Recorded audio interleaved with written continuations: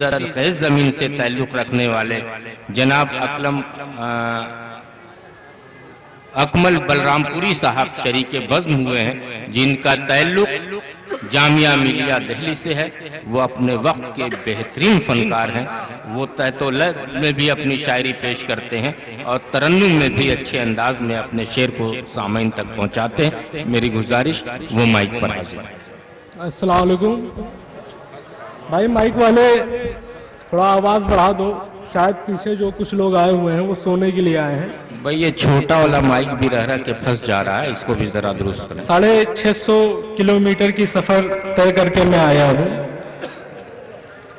मेहमान एजाज़ी इकबाल नासिर इकबाल भुट्टो भाई ने बहुत ही मेहनत से बुलाया। मैं चाहता हूँ कि हर किसी के साथ जुड़ूं। ये पीछे वाले तो ऐसे लग रहे हैं जैसे आजकल कांग्रेस वाले खामोश बैठे हुए हैं।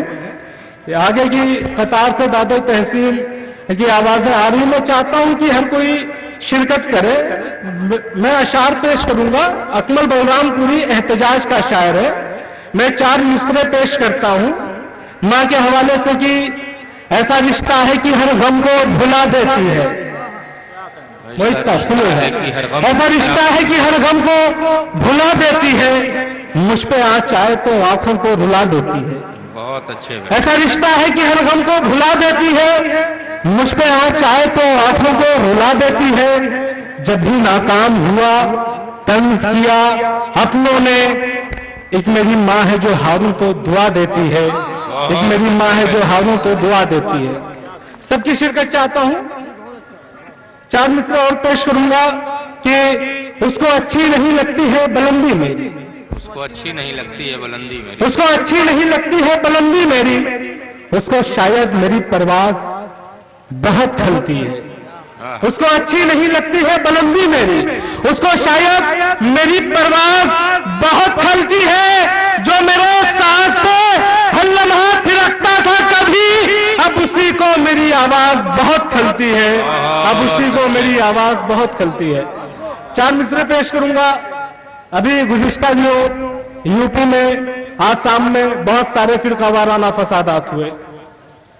कहीं पे आसाम को जलाया गया तो कहीं मुजफ्फरनगर आवाम को जलता हुआ दिखा। बहुत सारे मासूम मारे गए। मैं दिल्ली से आ रहा था, हापुड़ से होते हुए आया हूं। कई सारे लोगों से मुलाकातें हुई जो मुजफ्फरनगर वगैरह के बीते। मैंने 4 मिसरे में कहा हूं, सुनेगा। मुझे लगे कि मैं सुल्तानपुर की सरजमी पे खड़ा हूं।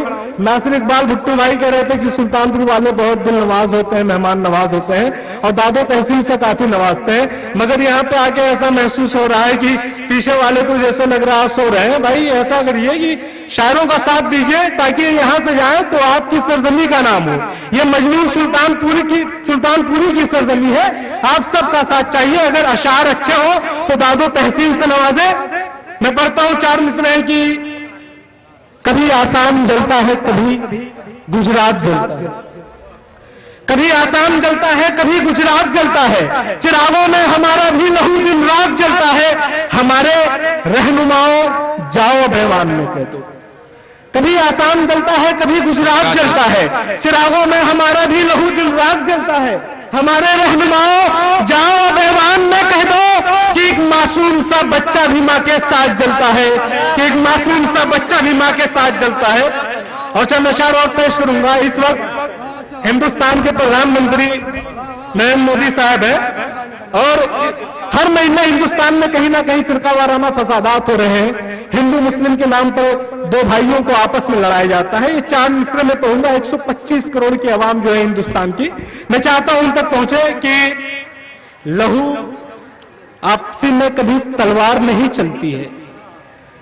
सुनिएगा, बहुत खास है। आपसी में कभी तलवार नहीं चलती है, जब वो सन्नाटा तो बाजार नहीं चलती है। आपसी में कभी तलवार नहीं चलती है, जब वो सन्नाटा तो बाजार नहीं चलती है। लहू मासूमों का कातिल से यही कहता है, जुल्म बढ़ता है तो सरकार नहीं चलती है। जुल्म बढ़ता है तो सरकार नहीं चलती है। और शेर सुनिएगा, ये गरीबी नाम है किसका, कहां सबको ये मिलती है। गरीबी नाम है किसका, कहां सबको ये मिलती है। अमीरों के नए कपड़े वो वही रोज सिलती है। गरीबी नाम है किसका, को ये मिलती है। अमीरों के नए कपड़े वो बूढ़ी रोज सिलती है। हमारे देश के अब हुक्मरानों के इशारों पर किसी मजदूर की बेटी किसी कोठे पे बिकती है, किसी मजदूर की बेटी किसी कोठे पे बिकती है, और कभी लुटती है जब सुनसान रातों में कोई लड़की। वही साहब आपकी शिरकत कभी लुटती है जब सुनसान रातों में कोई लड़की, उसे अखबारों में तशहीर पर तशहीर मिलती है।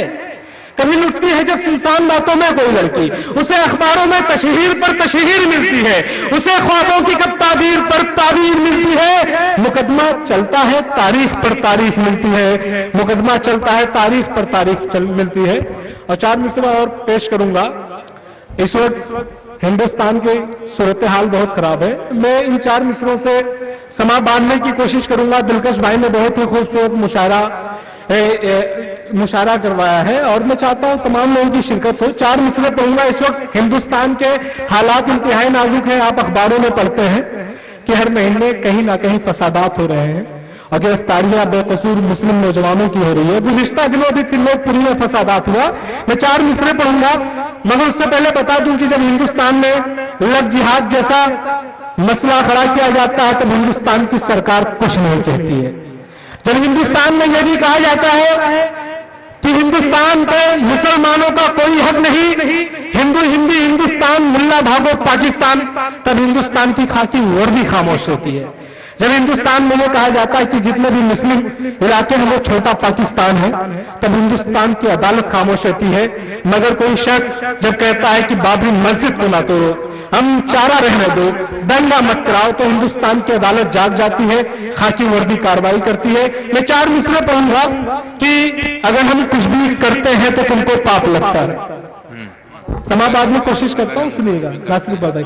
अगर हम कुछ भी करते हैं तो तुमको पाप लगता है, अगर हाथों में रस्सी हो तो तुमको सांप लगता है।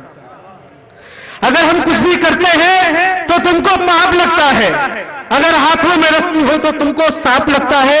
मुसलमान को जरा सी बात पर ही जेल करते हो। क्या योगी और तोगड़िया तुम्हारा बाप लगता है? क्या योगी और तोगड़िया तुम्हारा बाप लगता है? अगर हम कुछ भी करते हैं तो तुमको पाप लगता है। शेर सुनेगा कि अगर हम कुछ भी करते हैं तो तुमको पाप लगता है, अगर हाथों में रस्सी हो तो तुमको सांप लगता है, और मुसलमान को जरा सी बात पर ही जेल करते हो। क्या योगी और तोगड़िया तुम्हारा बाप लगता है? क्या योगी और तोगड़िया तुम्हारा बाप लगता है? एक नज़्म पेश करूंगा, उसके बाद में अपनी जगह ले लूंगा। अगर अच्छी लगे तो दुआओं से नवाजिएगा। मजदूर सुल्तानपुरी साहब की सरजमी पे खड़ा हूं, सुनेगा। पेश करता हूं। ज़ातो मज़हब का यहाँ कोई तरफदार नहीं, ज़ातो मज़हब का यहाँ कोई तरफदार नहीं, हम मुसलमान हैं इस मुल्क के गद्दार नहीं, हम मुसलमान हैं इस मुल्क के गद्दार नहीं। बंद पेश करता हूं। नाम जब आया तिरंगे का तो इज्जत की है, आज आई है जो मंदिर पे हिफाजत की है। उस वक्त की बात है जब हिंदुस्तान में बंटवारा हुआ तो जो सच्चे हिंदुस्तानी मुसलमान थे उन्होंने अपने मुल्क को चुना था और पाकिस्तान को नकार दिया था। मैं पढ़ रहा हूं।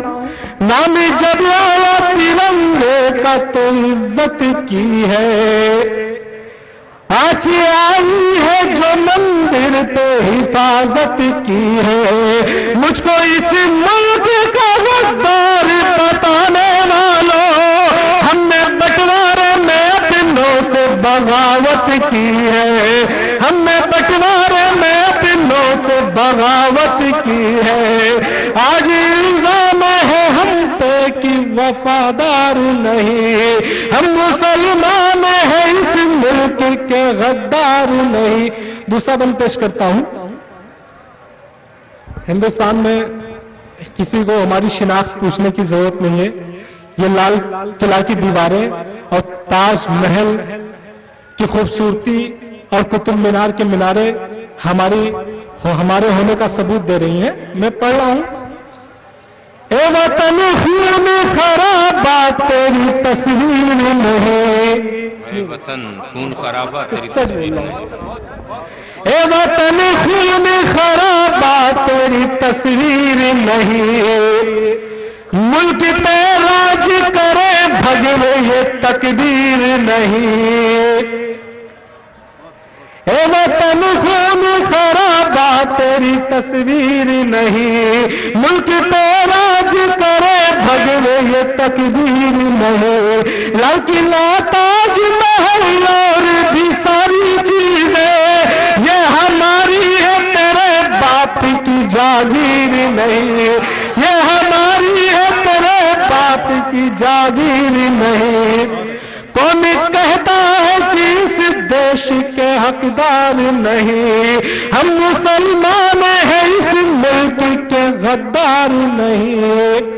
आखिरी बंद पेश करके मैं अपनी जगह लूंगा, मगर उससे पहले बता दूं कि हिंदुस्तान पे मुसलमानों ने 865 साल हुकूमत की थी। बहैसियत तालिबे इल्म मैं जामिया मिल्ला इस्लामिया यूनिवर्सिटी का तालिबे इल्म हूं, और वहां पे इस बात को सिखाया जाता है कि बेटा कहीं पे भी सच बात कहने से डरना मत। मैं सुबह आया था तो आरजू भाई कह रहे थे कि भाई सामने पुलिस स्टेशन है, थोड़ा लिहाज रखना, मगर जो बात सच है उसे बार बार बोलूंगा। आखिरी मिसरा में आखिरी बंद में पेश करूंगा। मैं बता दूं कि हिंदुस्तान पे मुसलमानों ने 865 साल हुकूमत की थी, मगर इसके दामन को दागदान नहीं होने दिया, और तुमने सिर्फ 68 सालों में मुजफ्फरनगर जैसे फसादात कराया, आसाम और गुजरात जलाया। तुमने 68 सालों में ही हिंदुस्तान का सीना बमों से छलनी कर दिया है। आखिरी में 4 मिसरे आखिरी बंद में पढ़ूंगा, सुनिएगा कि जिस तरह हमने मिटे खुद को मिटा कर देखो, जहां फैली बोलिए सर को कटा कर देखो, जिस तरह हमने मिटे खुद को मिटा कर देखो, जहां फैली बोलिए सर को कटा कर देखो। 865 बरस हमने हुकूमत की है, जाओ इस मुल्क का इतिहास उठा कर देखो, जाओ इस मुल्क का इतिहास उठा कर देखो।